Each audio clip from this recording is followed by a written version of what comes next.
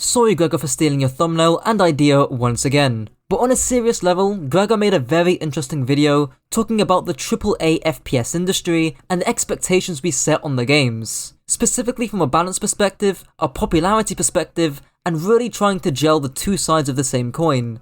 The coin being console and PC, and casual versus competitive. I want to begin with the whole aim assist debate because I think it's really interesting, especially as someone who spent 6 years on Overwatch console and only made this up to PC a year ago. Not to mention, the biggest first-party tournaments, Open Divisions Flash Ops, disallowed console players to play with PC players. But for those who don't know, in the previous Open Division season, called Dive Party, console players were actually allowed to play. And in EU at least, the #1 team in the entirety of EU, back in Dive Party, were a bunch of French console players. And really, the debate between console and PC has gone on for years at this point, and I kinda wanna sidestep all of that. There was this decent console video a while back that dunked on Simito's terrible take that aim assist shouldn't be in quick play, which would obviously be a terrible idea since the whole point of quick play is to be casual and appeal to a more accessible player base. But one thing that video didn't address is whether aim assist should be in competitive or uncompetitive environments, and that's where the waters start getting a bit murky. Quick plug, but if you want to get coaching from a proven semi-pro tier 3 coach and rank up quickly, check the top link in the description. I think the argument people like Simito should make is not that aim assist is aimbot on console, but that some kind of software is doing a significant amount of the lifting for console players to compete with PC players. Which is completely fine for a casual player base, but when we start talking about competitive integrity and displaying a player's pure skill, not having software interfere with that is a pretty vital aspect. With that being said, maybe console players who don't want to use aim assist can and should be allowed to play with PC players, which is actually already what happens with people like Joystick, but maybe having that be a native option on the console itself rather than just using a controller on PC could actually be done. Heroes like Reinhardt and Winston don't need aim assist and are heavily game sense reliant, and I think giving these players opportunities to express their skill actually improve by playing in a faster paced PC environment, and even getting these players on good teams is a win-win for everyone. We get more talent without sacrificing competitive integrity. And we also incentivize people to play tanks, which decreases the queue times. Actually a crazy idea. The second thing I want to talk about is actually the SSerafim Collab.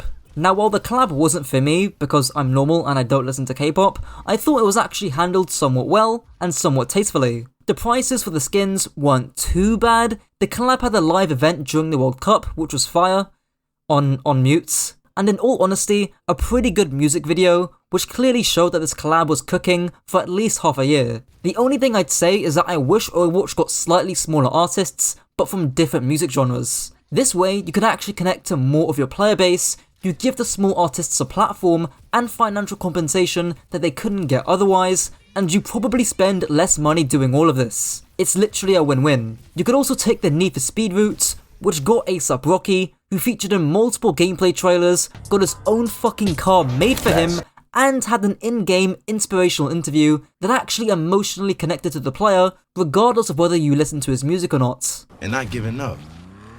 It's always about the encouragement.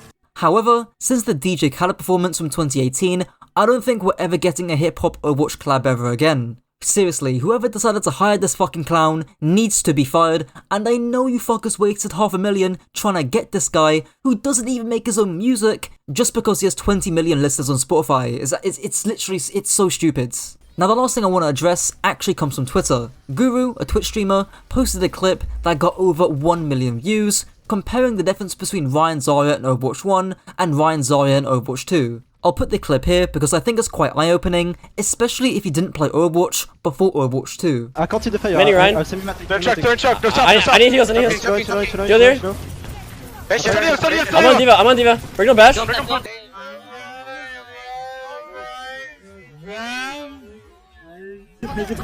grab. Run. Zona friendly. I'm on Ryan. I'm on Zara. Nice.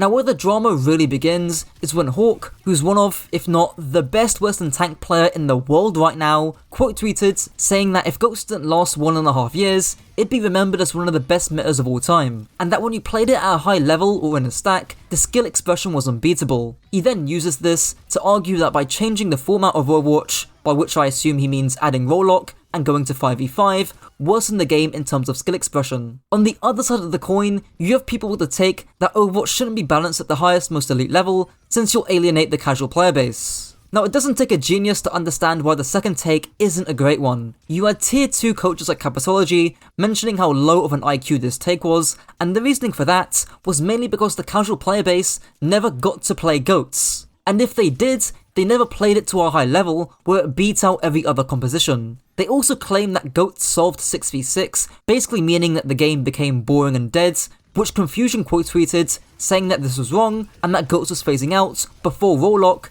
due to triple DPS comps. Confusion is also right in that the game was never balanced around the elites because tank busters like Reaper were buffed, which did nothing to stop Goats because the dev team didn't nerf the supports which enabled Goats in the first place. This also sparked a debate about whether Rollock should have even existed, but that's a whole different debate. Anyone with half a brain cell can agree that 2-2-2 Rollock was actually a good idea because it avoided getting 5 DPS players on your team and then you just lose the lobby from spawn. But anyways, I think this discussion on Goats killing Overwatch is a textbook lesson in correlation, not causation. The average gold or plat player who plays the game casually doesn't even know what changes Ramatra or whatever other hero got this patch, because they're just back for the new content. This is the exact same point SVB raised when he made his video talking about the casual aspect of Overwatch 2. People who log on to Overwatch for maybe a few hours a day or even a few hours a week and then log off, and they're having a blast. They don't even know what nerf Sojourn is or isn't getting, they're just playing the game. Now if we sit down and ask ourselves what really killed Overwatch, it wasn't balancing, it wasn't 5v5, it wasn't Rollock, it wasn't Goats, and it wasn't Brigitte. It was ultimately the choice, likely by Bobby Kotick, to divert all the resources away from Overwatch 1 and into Overwatch 2. And now we're here. We don't end up with Overwatch 2, we end up with Overwatch 1.1, as Dungy stated in his own video, barely getting any meaningful PvP content, whilst also getting an over-marketed, under-delivered, extremely half-baked PvE side, and PvE wasn't even the reason why Overwatch was successful. So all in all, I think Overwatch's balancing should be made for high level, by which I mean above Grandmaster, but the content side of the equation is where we can incorporate the casual side of the player base. Because no matter what meta we're in, casuals are still going to play the exact same heroes in the exact same elos, none the wiser. Literally, Winston Sombra Tracer was hard meta a few months ago, but were you playing this in your ranked games?